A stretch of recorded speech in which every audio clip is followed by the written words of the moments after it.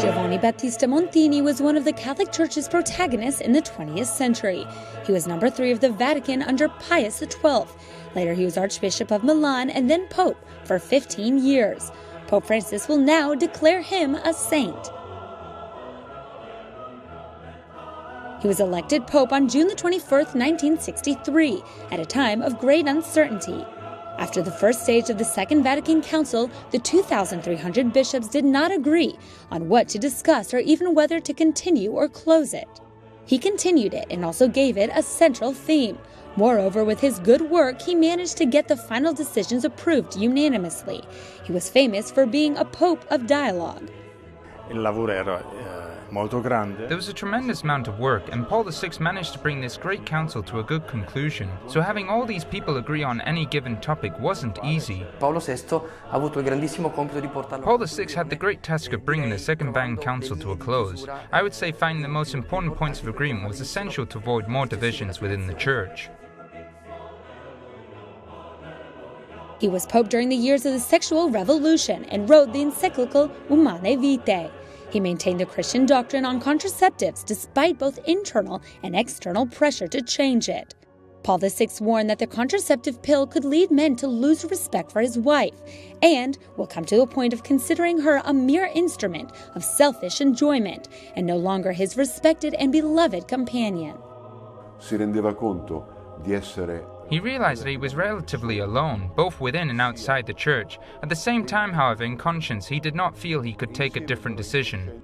Another one of his most important texts is entitled Evangelii Nuntiandi.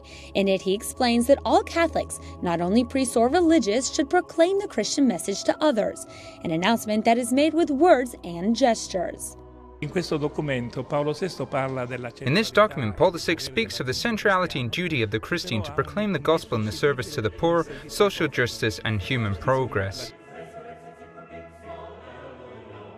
It was not by chance that he chose Paul's name, because it contained a new message.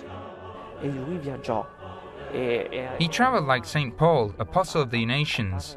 Paul VI was the first pope to speak to the United Nations. There he presented the Church as an expert in humanity. His name was his program for his pontificate. He made 9 trips during which he visited 19 countries.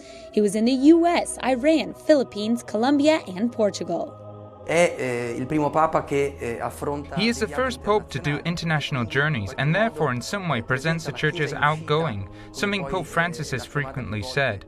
He also showed that St. Peter's successor is not a monarch and therefore renounced the papal crown.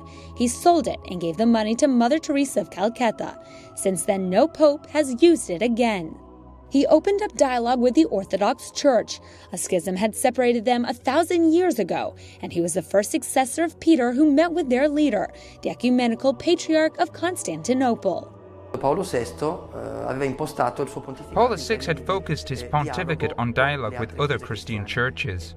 He was above all an intellectual pope who eliminated the Index of Forbidden Books for Catholics, which had existed for 4 centuries. He died on August 6, 1978. He summed up his life in this way: he had tried to guard the faith and defend human life.